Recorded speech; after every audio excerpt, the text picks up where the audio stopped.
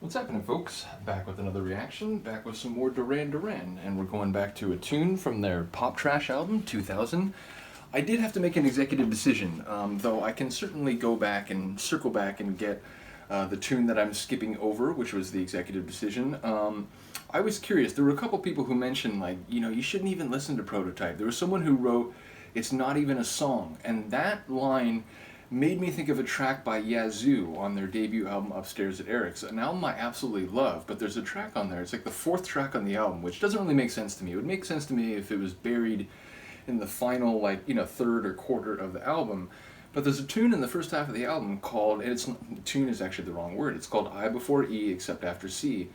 It's not a piece of music. It's like an experimental sonic avant-garde sort of track, which uses voices in a sort of like repetitive, I'm not even going to say rhythmic, it's not even so much rhythmic, but it's like this real experimental track where Vince Clarke was obviously, trying to explore some different soundscapes outside of like melody and so on. So I'm interested by the track, by that track in terms of like what it represents, but it's not a piece of music, and I ended up skipping over it when I reacted to that album, just because it felt like, for 4.5 minutes, are people gonna want to like sit here and just, while I'm sort of perplexed at kind of this, really experimental sort of sonic art. I just didn't know if it would like convey as well as, like actual songs that are on that album. So I skipped over it, and someone who, is very fond of Vince Clarke and who comments on a lot of the reactions I do for like Yazoo and Erasure and so on, he was like, I think you were right to skip it. It really isn't a piece of music. So when someone wrote, I forget who it was, but someone wrote that Prototypes isn't even a song, and I think it was Adam had written something like, you might like it because I know you do like electronic music and so on. I think he said it was like, given your musical taste, you might be interested by it, but I don't really care for it. So given like 3 or 4 comments that I read, I decided to cheat, meaning like I listened to the first 30 seconds of it, and it was like, oh, it reminds me so much of I before E except after C. Now, eventually, unlike in that other track by Yazoo, there is a little bit of melody and a couple different like moments, although it then goes back to sort of like, recorded audio of like people having a conversation. It is very abstract. It is very experimental. So I'm going to skip over it for now. Now, if some of you really think, what, I would like to see a reaction to it and so on, I would be more than happy to go back for it. But I'm just not sure there would be as much of an audience, explicitly, because, a few of you mentioned specifically, like, it's a tune I don't care for, I just skip over it, whatever. So again, I'm going to go ahead to the tune after it, which is one of the bonus tunes, the Spanish version of Someone Else Not Me. And indeed, I've been listening to the English language version more since I first, started my reaction to this album. I really do love the tune, and not only do I enjoy the sentiment of the song, the idea that, the person cares so much for this other person that they want them to find a better future with somebody else. They don't think they're good enough for, or that they will provide as positive of a life as someone else might be able to give them. And I like the selflessness of that, but it made me think, it's in a way it's very similar to The Chauffeur, and I think it was maybe Ron who commented that. There was 1 or 2 people who I think made that connection, but it's interesting because I thought about it more, and like in The Chauffeur, given kind of the way that I've come to see that song, and again, shout out to Ron for his very insightful interpretation, but it seems like it's less like willing, it's less like, intentionally sacrificial. It feels more like, I thought we were driving together, but as it turns out, I was just taking you to this other place. I was just, part of your life, conveying you to the next part of your life where you're really going to have now your like proper journey and so on. Whereas it feels like this one, there's an understanding of that sentiment or of that purpose. Now again, I feel like there's a flip side in that, like, maybe the other person would disagree. Like, no, like, despite your shortcomings, despite your failings and whatever, it's this connection that I want and so on. So I do think there could be more to the story, but I do very much sympathize with that sentiment that, I really think, for your best life, you need to be with someone else, not me. So yeah, I really do appreciate the sentiment of the song, and I think it connects to some of their other work. But yeah, I'm very curious to hear it in Spanish.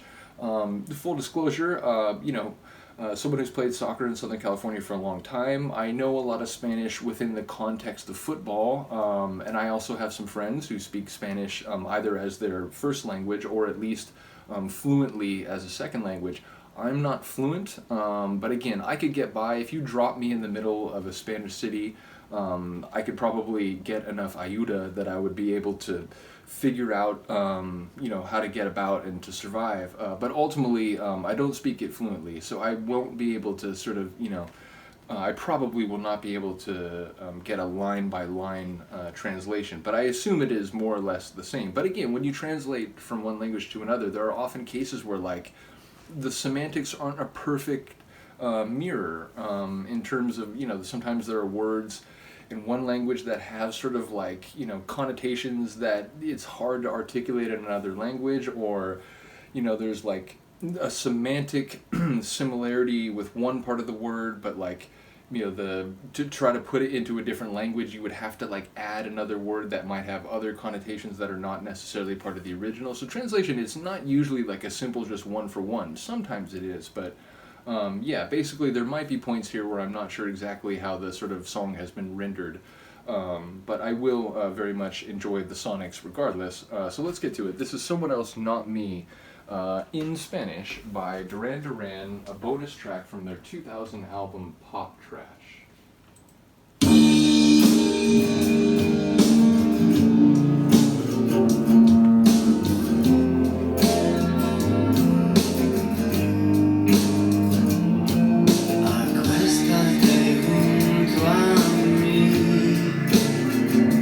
interested to hear him sing in Spanish.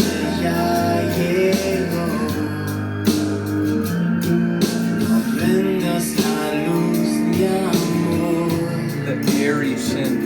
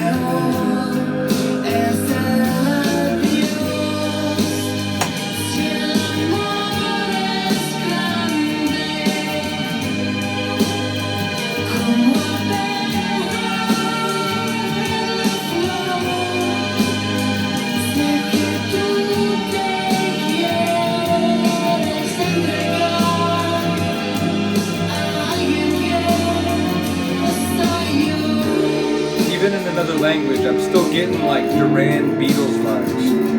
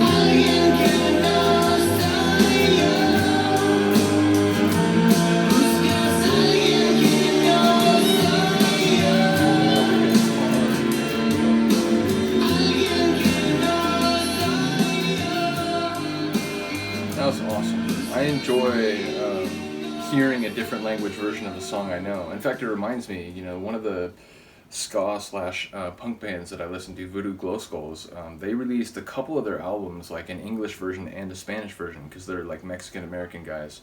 And I really enjoyed that, like, their album Ferme. I have both the English and the Spanish language versions. So yeah, I like hearing a song in different languages, and I think he sung it well. Again, I'm not, there were moments there where that they did feel like more of a, direct translation, like I have a confession and so on, but there were other lines where I like was less sure exactly, how it was being rendered. As I said, not fluent, even though I do know a number of words. So yeah, let me know what you think. Looking forward to the French version. It reminded me when I was listening to that, there's an artist, now he sings in Portuguese, he's Brazilian, so it's not the same as Spanish, obviously. But it reminded me just kind of the way that song felt and sounded. There's an artist, Sue George. I don't know if the given name is pronounced Sue. It's like S-E-U, but there's like an accent. And again, I don't speak Portuguese, so I'm not sure if that's exactly how you pronounce the given name. But the surname is George, and he was involved. I came into knowledge of who he was because he acted in and did a large part of the soundtrack for The Life Aquatic, movie starring Bill Murray. I'm trying to think of the director. What the heck is the director's name? He did the Grand Budapest Hotel. He did the Royal Tannenbaums. I cannot believe I'm blanking on his name. It'll of course come to me the moment I finish doing the video. But the point is, Sue George did a large part of the soundtrack for The Life Aquatic with Steve Zissou, which is like the full title. And he like covers like Dylan songs and David Bowie songs and so on in Portuguese. So it's this really cool thing where it's like, songs that I've heard before, I know the melody and so on, but it has a different sound because it's a different voice and he's singing in a different language.